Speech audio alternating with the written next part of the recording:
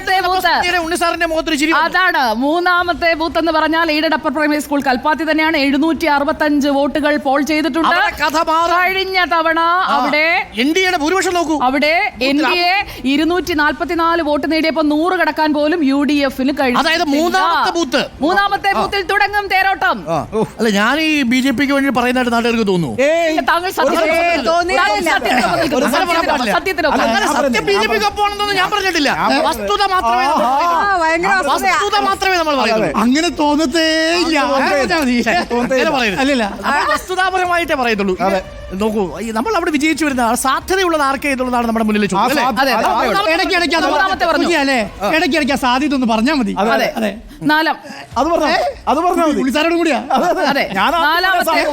നാലാമത്തെ ബൂത്ത് കൽപ്പാത്തിയിലെ ബൂത്തിൽ 546 vote Paul ചെയ്തിട്ടുണ്ട്. നാലാമത്തെ ബൂത്തിലെ ഫലം എങ്ങനെയായിരുന്നു എന്ന് നോക്കിക്കഴിഞ്ഞാൽ അവിടെ BJPക്ക് തന്നെയാണ് സാധ്യത. അവിടെ BJPയും UDFും തമ്മിലുള്ള വ്യത്യാസം 97 വോട്ടുകളാണ്. സെക്കൻഡ് പൊസിഷൻ വരുന്നത് UDF ആണ്.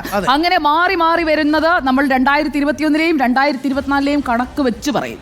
അതെ അതെ അതെ, ബൂത്ത് അടിസ്ഥാനത്തിലായിരിക്കും റിപ്പോർട്ടർ TV-യിൽ പ്രേക്ഷകർ കണക്ക് പ്രതീക്ഷിക്കുക. അതുകൊണ്ട് തന്നെ കൃത്യമായ വിവരങ്ങൾ പ്രേക്ഷകർക്ക് ലഭ്യമാക്കും. ബൂത്തുകളിൽ നിന്ന് ലഭിക്കുന്നത് ഓരോ റൗണ്ടിലെയും കണക്ക് പറയുന്നതിനോടൊപ്പം ബൂത്തുകളിലെ ട്രെൻഡുകൾ വളരെ വ്യക്തമായി തന്നെ പ്രേക്ഷകരിലേക്ക് നമ്മൾ എത്തിക്കും.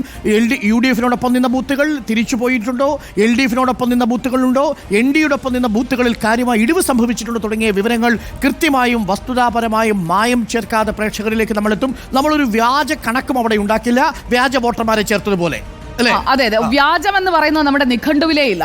അതുള്ളവർ കുറച്ച് ടെൻഷൻ അടിക്കണം. അപ്പൊ എന്തായാലും നമ്മൾ വന്നിരിക്കുന്നത് പ്രകാരം ഒന്നാമത്തെ ബൂത്തിൽ, രണ്ടാമത്തെ ബൂത്തിൽ, നാലാമത്തെ ബൂത്തിൽ 436 വോട്ടാണ് കേട്ടോ BJP കിട്ടിയത്.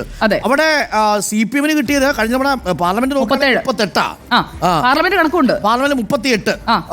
VK ശ്രീകണ്ഠന് പോലും കഴിഞ്ഞ തവണ നാലാമത്തേതിൽ 115 വോട്ടുകളെ കിട്ടിയിട്ടുള്ളൂ. അപ്പം എന്ന് പറഞ്ഞാൽ 3ഉം 4ഉം ബൂത്തുകൾ അടക്കം എല്ലാം BJPയുടെ കോട്ടകളാണ്. 80% പോളിംഗ് നടന്ന 5 ബൂത്തുകൾ പാലക്കാട് മുനിസിപ്പാലിറ്റിയിലുണ്ട്. ആ 5 ബൂത്തുകളും NDAയുടെ ശക്തി കേന്ദ്രങ്ങളാണ്. ആ 5 ബൂത്തിലെ കണക്ക് വേണമെങ്കിൽ ഞാൻ ഇപ്പൊ പറയാം. 80% മുകളിലുണ്ട്. ഇനിയുമുണ്ട് കേട്ടോ. കണ്ണാടിയിലും മാത്തൂരിലും മാത്രം 80% കടന്ന 9 ബൂത്തുകളുണ്ട്. ആ 9 ബൂത്തുകളിൽ ഈക്വലാ. നമ്മൾ എന്താ ചെയ്യേണ്ടത്? അങ്ങനല്ലോ. രാഹുൽ മാങ്കൂട്ടത്തിൽ വേണ്ടി ഇത്രയും നേരം പറഞ്ഞപ്പോൾ ഞങ്ങൾ ഇങ്ങനെ എന്തെങ്കിലും പറഞ്ഞു, ഇങ്ങനെ കുശുമ്പ് നിശബ്ദരാവും. കണക്കില്ല. കണക്കൊക്കെ ചിലര് സംഘടിപ്പിച്ചിട്ടുണ്ട് ഇപ്പോ. പക്ഷെ ഈ കണക്കല്ലാത്തത് കൊണ്ട് വിടാതിരിക്കുകയാണ്. അവസാനം ജനങ്ങളൊരു പറച്ചിലുണ്ട്, കണക്കായി പോയി എന്ന് പറയും. അത് പാലക്കാട് സംഭവിക്കും. എന്തായാലും നോക്കൂ, പാലക്കാട് ആദ്യ 7 റൗണ്ടുകളിൽ എണ്ണുന്നത് പാലക്കാട് മുനിസിപ്പാലിറ്റി. അതിനകത്ത് ക്ലാരിറ്റി വന്നു കഴിഞ്ഞു. നേരത്തെ ഒരു നേരത്തെ ക്ലാരിറ്റി ഉണ്ടായിരുന്നു. ആരൊക്കെയോ മൂപ്പരെ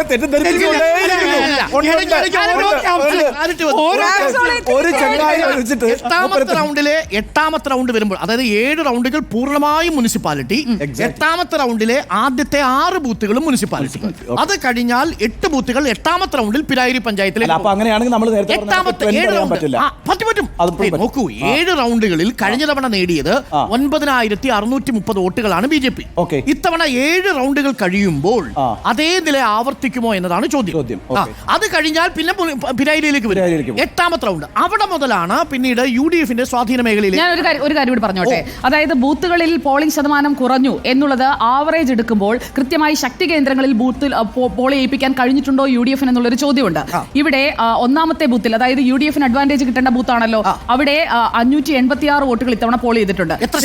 ശ്രീകണ്ഠൻ മത്സരിച്ചപ്പോൾ അത് 841-ൽ 586 എന്ന് പറയുമ്പോൾ +70 ആണ് എന്തായാലും.